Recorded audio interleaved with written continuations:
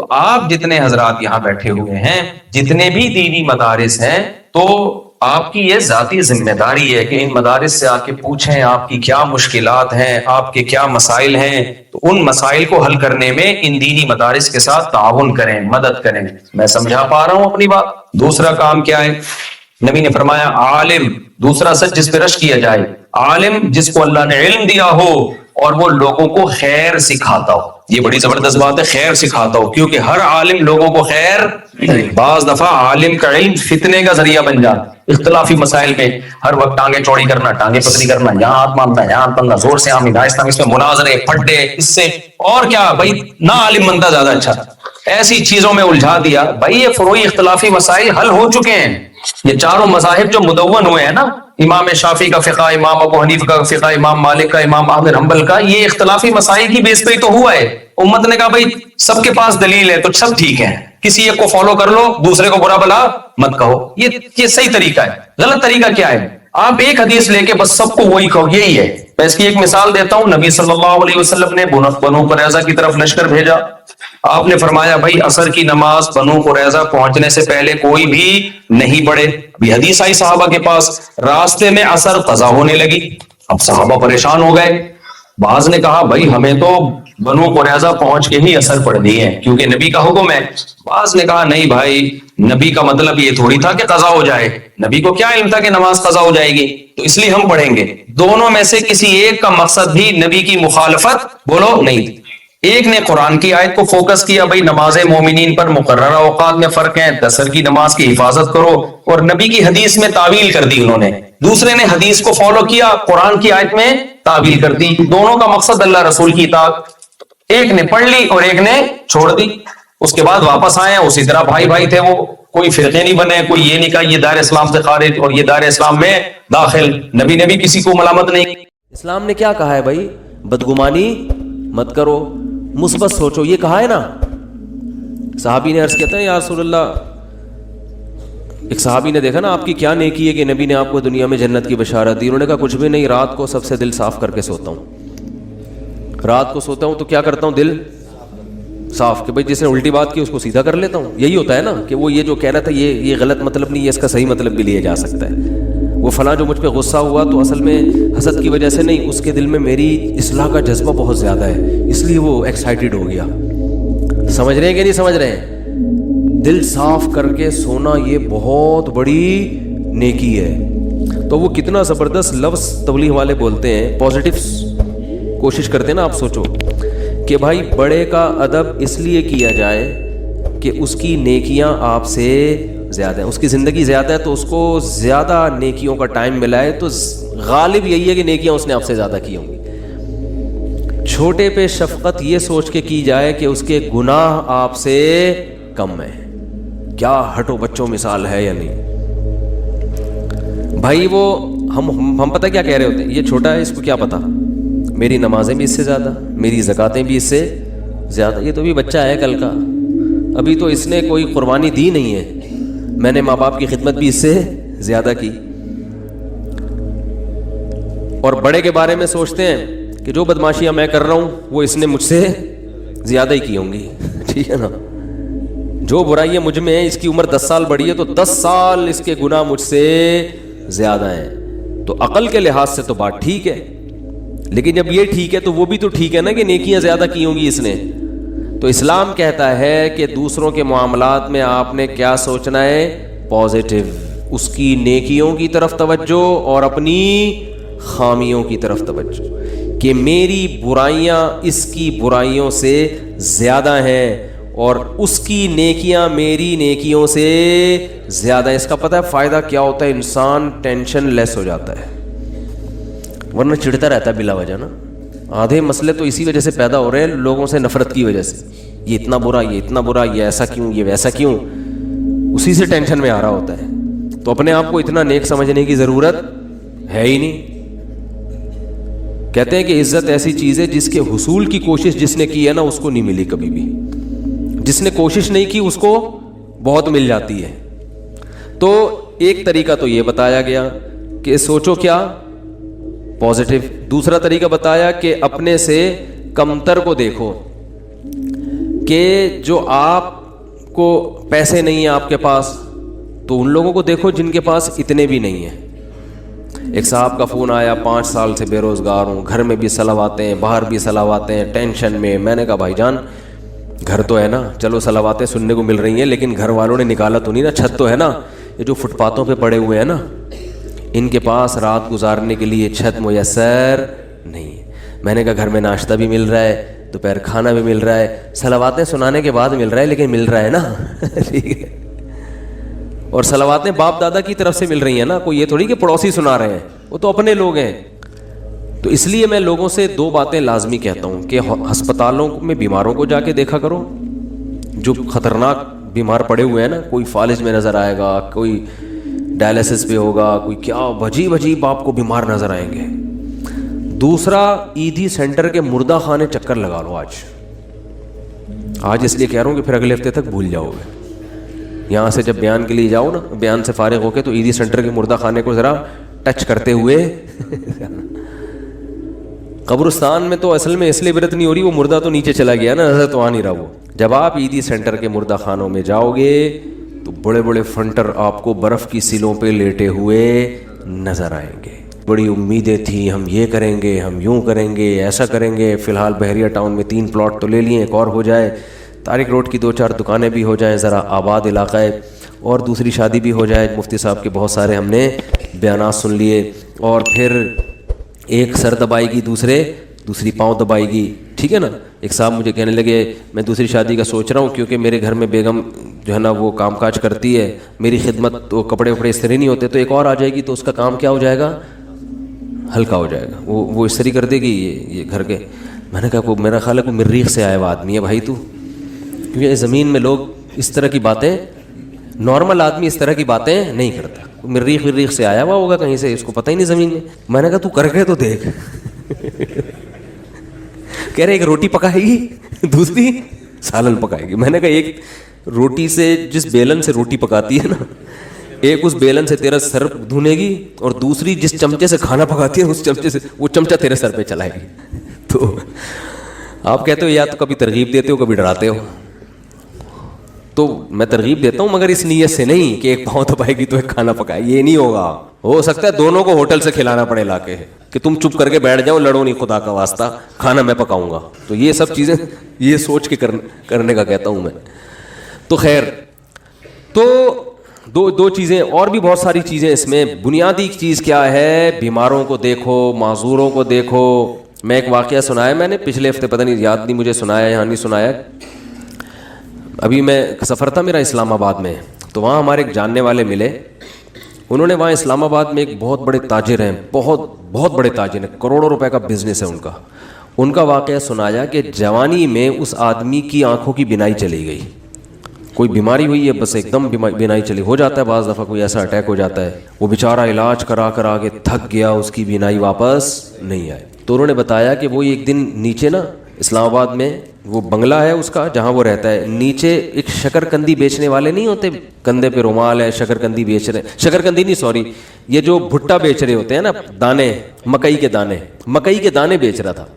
کہہ رہے ہیں اس نے اپنے دوست سے کہا اس مکئی کے جو دانے بیچ رہا ہے نا, آواز آئی نا اس کی, تو اس کو جا کے بولو کہ یہ جب ان اسلام آباد کے بنگلوں میں گھومتا ہوگا احساس کمتری کا شکار ہوتا ہوگا کہ یار میری ایک ریڑھی, مکئی کے دانے, اور میں کیا کتنی ایک اس پہ 5 روپے بچا لیتا ہوگا زیادہ سے زیادہ ہے بھائی.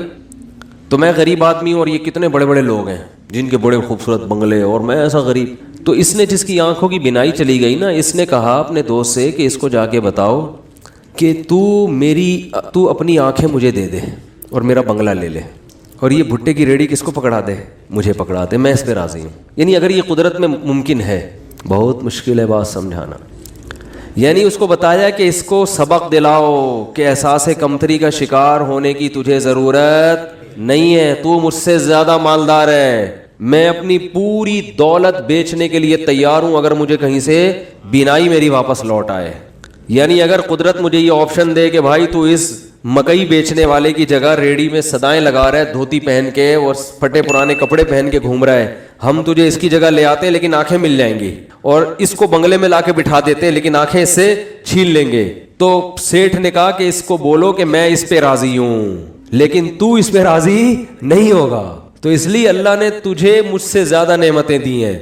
तो भाई शुक्र करना सीखो अल्लाह के बंदो। आज नाशुक्री बहुत हो रही है। हमारे हजरत मुफ्ती रशीद अहमद साहब रहमहुल्लाह ताला, बहुत दफ़ा ये वाक़या सुना है, बस मुख्तसर बताऊंगा। 60 साल की उम्र तक इंतहाई गुर्बत में वक्त गुजारा उन्होंने, इंतहाई गुर्बत। और दारुल उलूम कोरंगी के शेखुल हदीस थे, जो सबसे बड़ा ओहदा होता है।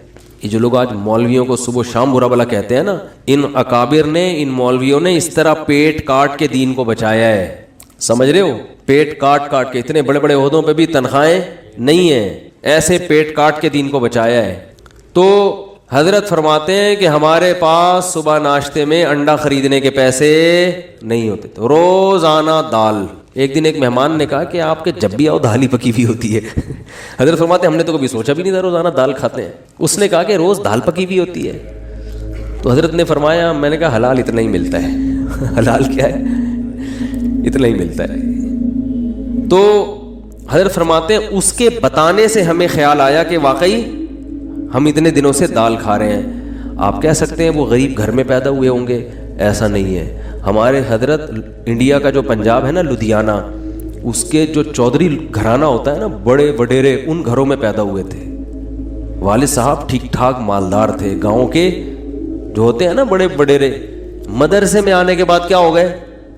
क्योंकि मदरसे में तो कोई सोर्स ऑफ इनकम ही नहीं, वो इतनी छोटी छोटी तनख्वाहें मदरसे। अब तो फिर भी थोड़ी सी बेहतर हुई है, वरना अभी भी मदरसे के टीचरों की तनख्वाहें बेचारों की ऐसे ही होती है। इसलिए मदरसे के उलमा के साथ ताउन किया करें। समझ रहे हो कि नहीं समझ रहे? लोग देखते हैं बाज़ उलमा को बड़े लैंड क्रूज़र ये वो, उनको देख के लोगों को धोखा आता है। वो समझते हैं सारे ऐसे ही होते होंगे, ज़रूरी थोड़ी सारे। वो तो बेचारे चंदे को अल्लाह माल दे देता है, बेचारे ज़्यादातर तो गरीब ही होते हैं और मांगते नहीं किसी से। तो ये आवाम की जिम्मेदारी है कि वो उनके साथ ताउन करे, ताकि वो दीन के काम दिल जमी के साथ कर सकें। लेकिन वो मांगते नहीं किसी से। और जो मांग रहे होते हैं वो सही, वो आलिम जो भीख मांग रहे होते हैं ना लोगों से कभी, उससे वो फिर वो आलिम नहीं होगा, उसकी तहकीक करो। तो हमारे दीनी मदारिस में बहुत से उलमा हैं बेचारे दिन रात तदरीस में लगे हुए हैं, कभी किसी के सामने अपनी हाजत पेश नहीं करते। तो हमारे फरमाते हैं कि इन हालात में जब मेरे पास अंडा खरीदने के पैसे नहीं होते थे और मैं साल में एक मर्तबा अपने शेख की ज़ियारत के लिए लाहौर जाया करता था, तो वो जो साल में एक मर्तबा उनकी खिदमत में जाते थे तो हर महीने तनख्वाह से थोड़े थोड़े पैसे बचा के साल में एक मर्तबा इस काबिल होते थे कि बस या ट्रेन का किराया जमा हो जाता था उनका। लेकिन आप देखो अहलुल्लाह की सोहबत की अहमियत कितनी थी, क्योंकि अगर ये सोहबत ना मिलती ना तो फिर गुर्बत में ये तवक्कुल नहीं होता। तो अपने शेख से मिलने के लिए जाया करते। हमारे यहाँ बुजुर्ग होते हैं, इसलिए हम बुजुर्गों की ज़ियारत के भी कायल हैं। बाज़ लोगों के यहाँ बुजुर्ग का सेटअप ही नहीं है, बुजुर्गी का सिस्टम ही ख़त्म हो गया उनके यहाँ। तो जिनके यहाँ होता है उनके यहाँ ये सारे सेटअप होते हैं, ठीक है ना, कि वो अपने बुजुर्गों की ज़ियारत भी करते हैं। बाज़ लोगों ने हद बुजुर्ग में इतने कीड़े निकाल लिए कि माशरे से बुजुर्गों को ही क्या कर दिया है, बुजुर्गी माशरे से शार्ट हो गए हैं। ऐसा नहीं होता, हर दौर में बुजुर्ग होलसेल के हिसाब से रहेंगे।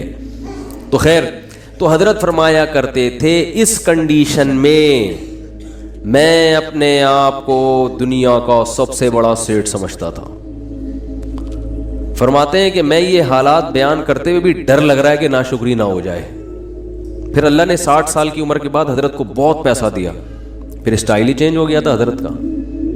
भाई जब अल्लाह ने गरीब रखा है तो गरीबों की तरह, जब पैसा आया तो फिर वो हदीस इन्नल्लाह युहिब्बु अन युरा असरु निअमतिही अला अब्दिही, अल्लाह चाहते हैं कि जब अल्लाह ने किसी को नेमत दी हो। सही बुखारी की हदीस है कि एक सहाबी को देखा परागंदा हाल, पूछा क्या तुम्हारे पास पैसा नहीं है? फरमाया हाँ। तो फरमाया कि नज़र क्यों नहीं आ रहा? तो अमीर आदमी की सवारी, अमीर आदमी का घर, अमीर आदमी का लिबास और अमीर आदमी की खुराक, इन 4 चीज़ों से पैसा झलकना चाहिए। समझते हो कि नहीं समझते? अगर आपको अल्लाह ने खूब पैसा दिया है और होंडा 50 रखी हुई है आपने और उस पर गैस लगवाई हुई है, तो ये नेमत की नाकदरी है, ये सादगी नहीं है।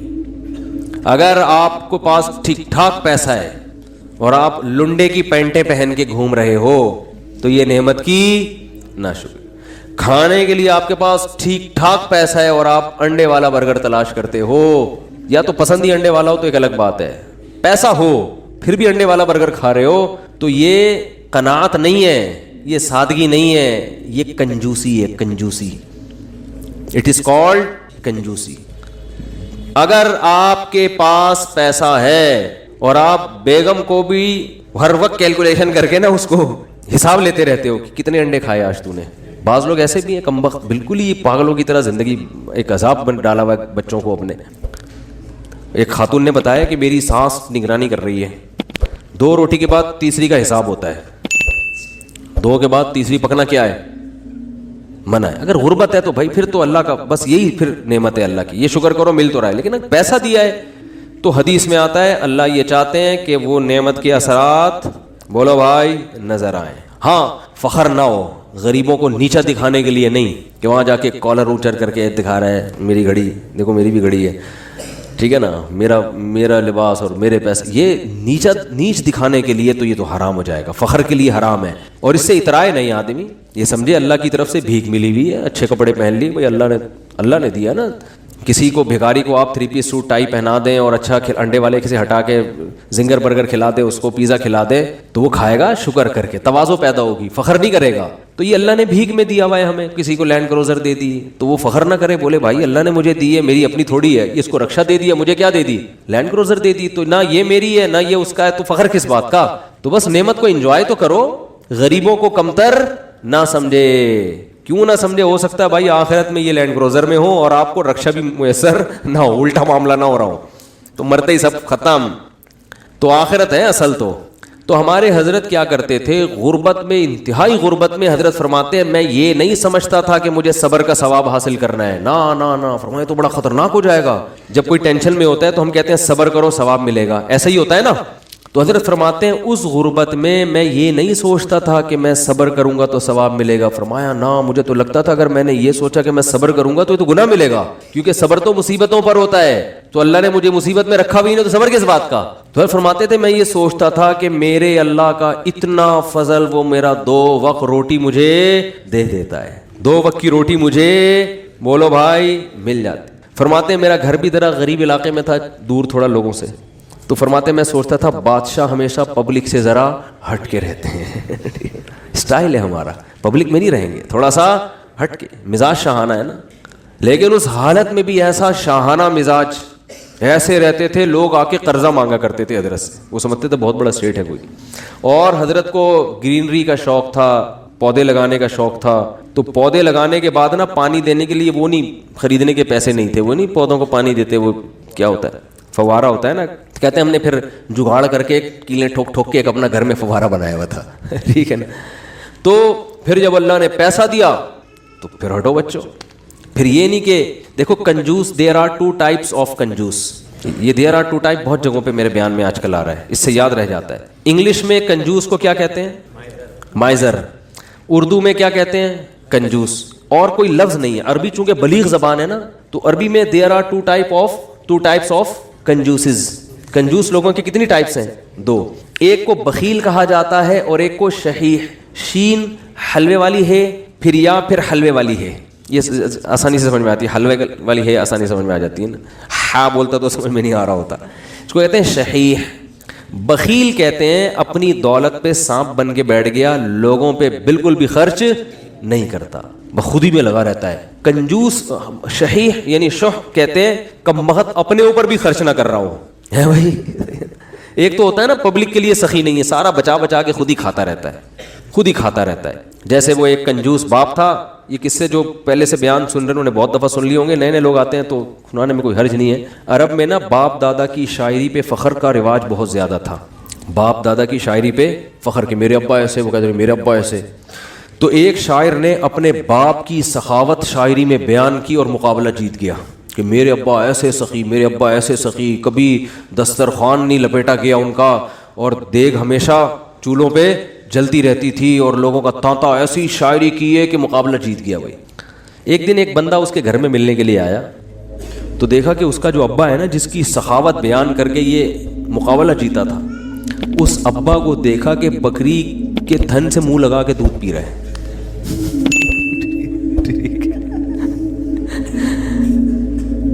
اس نے بولا یار یہ آپ کے ابا کیا کر رہے ہیں؟ اس نے کہا اصل میں ابا میرے جو ہے نا یہ جب گلاس میں دودھ نکالیں گے تو دھار کی آواز سن کے بچے آ جائیں گے دودھ مانگنے، اپنے ہی بچے ابا کے، دوسرے بھائی ہیں ان کے، تو میرے ابا کو یہ پسند نہیں ہے کہ یہ دودھ بچے پئیں، اس لیے بچوں کو آواز آ جائے تو ڈائریکٹ تھنوں سے دودھ لگا کے پئیں۔ کہہ رہے یہ وہ ابا ہیں جن کی سخاوت بیان کر کے میں نے مقابلہ جیتا ہے، لیکن یہ ابا بخیل تھا، شحیح نہیں تھا، اپنے اوپر تو خرچ کر رہا ہے نا کہ چلو بچوں پہ نہیں کھلا رہا، کم بخت خود ہی پی رہا ہے سارا دودھ۔ وہ دیسی گھی والا بھی سنانا پڑے گا یار، کیا کرے یار، وہ ایک کنجوس ہاتھ جلدی جلدی سناؤں گا جو کئی دفعہ لوگوں نے سنا وہ پھر بور ہو جاتے ہیں۔ ایک کنجوس دیسی گھی لے کر آیا، ڈبہ لے کر آیا تو بچوں سے کہا کہ اس کو کھولنا نہیں ہے، ڈبے سے لگا لگا کے کھاؤ نا، کیونکہ باہر بھی چکنائی ہوتی ہے نا۔ جب یہ ڈبہ بالکل چکنائی ختم ہو جائے گی نا پھر ڈبہ کھلے گا اندر سے۔ اسی دوران اس کا سفر ہوا تو اس نے اس خطرے سے کہ ڈبہ بچے کھول نہ لے، الماری میں لاکر میں ڈبہ بند کر کے چلا گیا۔ ایک مہینے بعد آیا، بچوں سے پوچھا دیسی گھی تو نہیں، ڈبہ تو نہیں کھولا؟ نہیں ابا۔ پھر کیا کرتے تھے؟ ابو الماری سے روٹی لگا لگا کے کھاتے تھے۔ ایک تھپڑ مارا ان کو، کہہ رہے کم بہت کچھ دن گھی کے بغیر صبر نہیں کر سکتے۔ اٹ از کالڈ کنجوس۔ یہ شحیح نہیں ہے کیونکہ خود تو استعمال کرے گا نا، چپ چپ کے کھائے گا، تو وہ بھی جو بکری کے تھنوں سے منہ لگا کے دودھ پی رہا ہے کم از کم خود تو پی رہا ہے نا۔ اور کنجوس کی جو سپرلیٹو ڈگری ہے وہ یہ ہے کہ خود بھی نہ پیے کہ دودھ کم نہ ہو جائے، تھنوں میں دودھ جمع ہوتے وہ نے دے رہا ہے یار کہیں کم نہ ہو جائے، پھر دو قطرے نکالے کہیں سوکھ نہ جائے، بس اتنا۔ تو یہ آج معاشرے میں، پہلے تو ہم ان چیزوں کو لطیفہ اور مذاق سمجھتے تھے، لیکن جب آدمی چلتا پھرتا ہے نا، دیکھو ہم نے تو 8-10 سال علماء کے ساتھ گزارے، پبلک سے ہمارا ریلیشن ہی ختم ہو گیا تھا۔ جب مدرسوں میں گئے نا وہ سارے دوستیاں یاریاں چھوڑ گئی، بالکل ایک علماء صلحاء کے ساتھ بیٹھنا، ان کی سخاوتیں ہم نے اتنی دیکھی ہم حیران ہوتے تھے۔ جب پبلک میں دوبارہ جانا ہوا نا تو پھر ایک عجیب ماحول نظر آیا کہ یار یہ کیا ہو رہا ہے۔ تو ہم نے ایسے لوگ بھی دیکھے دوسروں پہ خرچ نہیں کرتے، اور ایسے بھی دیکھے جو اپنی جان پہ بھی خرچ کرنے کے لیے تیار نہیں ہے۔ بچاؤ بچاؤ بچاؤ بچاؤ، بھائی تو خرید لے گاڑی یار، کیا جا رہا ہے، اچھی گاڑی میں گھوم لے بھائی تو۔ اچھے لوگ بھی ملتے ہیں۔ ایک صاحب کا وزن ذرا زیادہ تھا، وہ گاڑی میں 2 سیٹیں بک کراتے تھے جب بھی بس میں جانا ہوتا نا، تو مجھے کہنے لگے یار میں تھوڑا سا بھاری ہوں تو مجھے چپک کے بیٹھنا پڑتا ہے، تو پچھلی آدھی سیٹ میں لے لیتا ہوں، ڈرائیور سے بولتا ہوں اس پہ 2-3 بندوں سے زیادہ نہیں بیٹھیں گے، میں ڈبل ٹکٹ دیا ہے۔ مجھے اچھا لگا، انہوں نے کہا یار سہولت کے لیے انسان پیسے کماتا ہے تو سفر تو تمیز سے گزر جائے نا، تو پیسے خرچ کرنا سیکھو اللہ کے بندو، جو کام پیسوں سے ہو سکتا ہے وہ خود نہیں کرو، ٹھیک ہے نا۔ جو اللہ نے اگر دیا ہے پیسہ خود کچھ اور کر لو، پھر ٹائم بچاؤ اپنا۔ تو میری عادت پتہ ہے کیا ہے، میرے پاس اگر پیسے ہوتے ہیں تو میں اپنا ٹائم کو بچانے کی بڑی فکر کرتا ہوں۔ ابھی گاڑی پنچر تھی، پنچر بھی نہیں ہوا کم تھی، تو میں نے کسی سے کہا یار تو ڈلوا کے لے آ، میرے دل میں سوچا اس کو زیادہ پیسے دے دوں گا میں، جتنا ان کے بنتے ہیں تھوڑے سے کیا ہو جائیں گے کہ یہ کام بھی انہیں سے لے لو یار، اپنا ٹائم میں کسی اور چیز میں لگا لو، ٹھیک ہے نا۔ اگر ہیں اللہ نے دی ہیں، بعض دفعہ ہوتے ہیں بعض دفعہ نہیں بھی ہوتے ہیں، آدمی خود ہی دھکا لگا کے بائک کو گھسیٹ کے لے جا رہا ہوتا ہے تو وہ بھی ٹھیک ہے۔ تو جب ہوں تو الگ حکم ہے، جس دن جیب میں نہیں ہے تو پھر الگ حکم ہے۔ تو کیا بات چل رہی تھی؟ ہاں، تو ہمارے حضرت کے پاس جب پیسہ آیا تو پھر حضرت شو روم میں گئے، فرمایا گاڑی چاہیے۔ انہوں نے کہا کون سی گاڑی؟ فرمایا گاڑی دکھاؤ، گاڑی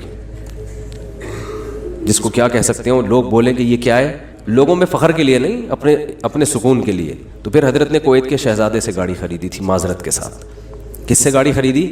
اپنا گھر نہیں بنایا، اس لیے کہ فرمایا کہ میری عمر اب 65 سال ہو گئی، اپنا ذاتی گھر کا کیا کرنا ہے میں نے، بچے اسٹیبل ہیں، ان کے لیے بھی کوئی پراپرٹی بنانے کی ضرورت نہیں، سب اچھا ان کی جاب بھی ہو گئی تھی بچوں کی، مدینہ یونیورسٹی چلے گئے تھے، تو ضرورت ہی نہیں ہے۔ انہوں نے کہا کوئی ضرورت ہی نہیں ہے گھر بار بنانے کی، تو گاڑی خریدو اچھی، گاڑی کی استعمال میں آ رہی ہے۔ لیکن ہمارے یہاں 65 سال میں پیسہ آئے تو سب سے پہلے ٹینشن کیا ہوگی؟ یار آج تک ذاتی گھر نصیب نہیں ہوا، کیا ہونا چاہیے اب؟ ابے اب تو پیسہ آیا، 10-15 سال رہ گئے، کھا لو یار بیٹھ کے، اچھا کھا لو۔ ساری ٹینشن لے کے بحریہ ٹاؤن میں مکان کی فکر میں لگا دے گا وہ، یعنی پیسہ آنے کے بعد ٹینشن ختم ہونے کے بجائے بڑھ جاتی ہے ٹینشن۔ تو پھر آخر میں جب بہت اللہ نے پیسہ دے دیا تو پھر حضرت نے اپنی اہلیہ کے لیے ایک فلیٹ خرید لیا تھا کہ میرے انتقال کے بعد ان کے لیے پاس کوئی کیا ہو، ٹھکانہ خود بھی شفٹ ہوئے اس میں کہ میں جب انتقال ہو جائے گا تو یہ یہاں رہ لیں گی. اللہ نے اتنا دے دیا, انہوں نے کہا چلو ایک فلیٹ ان کے لیے لے لیتے ہیں, دنیا سے جانے کے بعد ان کے پاس کیا ہوگا, ایک ٹھکانہ ہو جائے گا. تو آسان زندگیاں ان لوگوں نے گزاری. تبھی جب بھی ان کے پاس جاؤ, جب غربت میں تو بھی خوش, پیسہ آیا تو بھی خوش, ایک جگہ بہت پیسہ ڈوب گیا تو کاروبار میں لگایا تو بھی خوش. اتنی سی کہتے ہیں نا پیشانی پہ کوئی لکیر آ جائے نا کہ اتنا. اور اس دور میں جن لوگوں نے اس کاروبار میں پیسہ لگایا تھا ان میں بہت سے ہارٹ اٹیک سے مر گئے تھے. ضیاء الحق کے دور میں الائنس کا ایک بزنس آیا تھا, کمپنی تھی, جو بڑے بوڑھے لوگ ہیں ان سے پوچھیں آپ, اسلامی مزاربت کے نام سے شروع کیا انہوں نے اور لوگوں کے لاکھوں کروڑوں روپے ڈوب گئے تھے. بہت سے لوگ ہارٹ اٹیک سے مر گئے. حضرت نے ان کا نام شہدائے الائنس رکھ دیا. فرمایا یہ اچھی شہادت نہیں ہے. اللہ پوچھے گا کیوں جان دی؟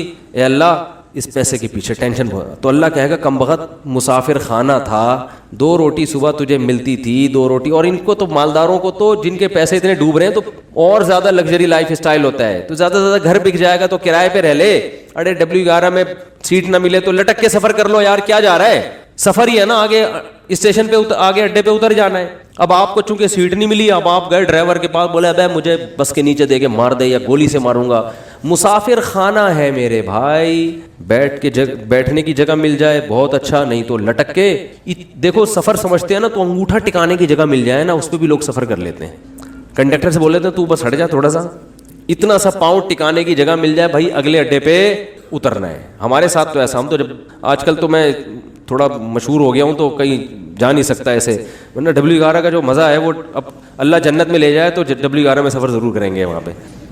اب تھوڑا مشہور ہو گئے تو وہ سب پہچان جاتے ہیں, پھر ایک بڑا مسئلہ ہو جاتا ہے. تو ورنہ ہم نے تو بہت دفعہ ایسے سفر کیا ہے, جا رہے ہیں تو چلو جی سیٹ پہ جگہ مل گئی ٹھیک ہے, نہیں تو پائیدان پہ لٹک کے, نہیں تو پیچھے کھڑے ہو جاؤ, بس چھت پہ بیٹھ جاؤ, انجوائے کرو. ٹھیک ہے, کیسا مزہ آ رہا تھا, چھت پہ بیٹھے ہوئے جا رہے ہیں. تو کہاں سے کہاں بات چلی گئی. تو جو میں یہ پورا واقعہ اس پہ سنا رہا تھا, ہمارے حضرت کیوں اپنے آپ کو اتنا مالدار سمجھتے تھے, کیوں سمجھتے تھے؟ اس لیے کہ حضرت فرماتے تھے جو بیسک بنیادی ضرورتیں اللہ نے پوری کر دی, اور بہت سوں کے پاس تو یہ بھی نہیں ہے. گھر تو ہے نا سر چھپانے کو, چاہے کرائے پر ہو, ہے تو نا, بہت سے تو روڈ پہ سو رہے ہیں. کیا حالات ہیں لوگوں کے گھروں میں, جا کے دیکھو پتہ چلتا ہے کیسی خطرناک بیماریاں لگی ہوئی ہیں. تو اسلام نے ہمیں, جو میں آیت پڑھ رہا تھا اس میں یہ بتایا کہ تم اس خوش فہمی میں مت رہو کہ جس حالت میں آج ہو ہمیشہ اسی حالت میں رہو گے. اللہ نے تم سے ایسا کوئی ایگریمنٹ نہیں کیا ہے. تو اب کرنا کیا ہے, عمل کو فوکس کرنا ہے, عمل. تو اللہ تعالیٰ نے قرآن میں کیا فرمایا کہ کسی کتاب میں نہیں لکھا. ہاں, تو اب مسئلہ یہ ہے کہ جس خوشی میں انسان ہوتا ہے اس میں اللہ کو بھول جاتا ہے وہ. تو اسی خوشی میں اللہ کو یاد رکھنا ہے. اس کا فائدہ یہ ہوگا کہ جب کوئی ٹینشن کا معاملہ آئے گا تو پھر اللہ آپ کو یاد رکھے گا. کیسے یاد رکھے گا؟ یا تو وہ ٹینشن دور کر دے گا, یا اس ٹینشن میں اللہ آپ کو صبر کی توفیق دے گا, حوصلہ دے دے گا اللہ آپ کو. خودکشی کے خیالات نہیں آئیں گے آپ کے دل میں. پیغمبروں کی سیرت اٹھا کے دیکھیں, کیسے کیسے غموں میں زندگی گزری, مگر ان غموں میں بھی انہوں نے ڈپریشن کی گولیاں بولو نہیں کھائی ہیں. ہمیشہ ان کی زبان سے اچھے الفاظ نکل رہے ہیں. اعلم من اللہ ما لا تعلمون, میں اللہ کے بارے میں وہ کچھ جانتا ہوں جو تم نہیں جانتے. یعقوب علیہ السلام کہہ رہے ہیں. ایوب علیہ السلام نے بیماری میں ایسا صبر کر کے دکھایا. اللہ فرماتے ہیں نعم العبد, کیا خوب بندہ تھا, کیا کتنے خوش قسمت کہ اللہ آخری کتاب میں آیتیں نازل کر رہا ہے کہ ایوب کیا خوب بندہ تھا, کیا خوب بندہ تھا. دیکھو ایوب علیہ السلام بیماریوں میں, اگر بیماریوں میں زندگی نہ گزری ہوتی تو اتنے خوبصورت الفاظ ان کے لیے آخری کتاب میں نازل ہوتے. فرض کر لو صحت میں زندگی گزر گئی ہوتی تو گزر تو گئی نا, ختم.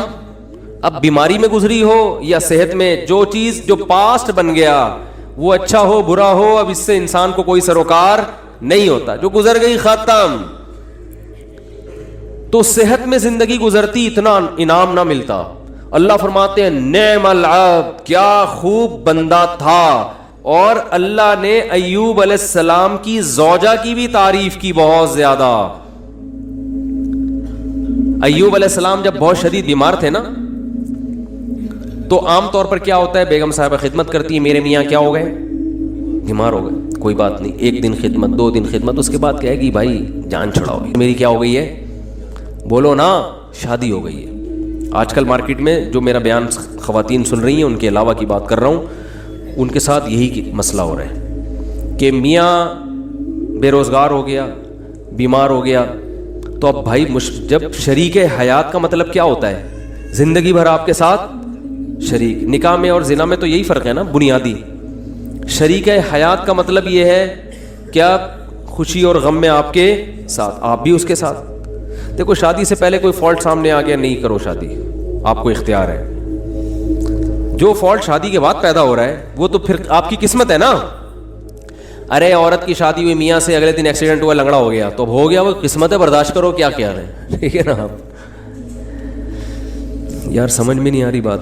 دیکھو ایک آدمی نے نکاح کا پیغام بھیجا, پہلے سے پاؤں سے معذور تھا, تو عورت لڑکی والوں نے اس بیس پہ ریجیکٹ کر دیا. ان کا حق ہے, کر سکتے ہیں, لیکن بالکل صحیح فٹ فاٹ رخصتی بھی ہو گئی.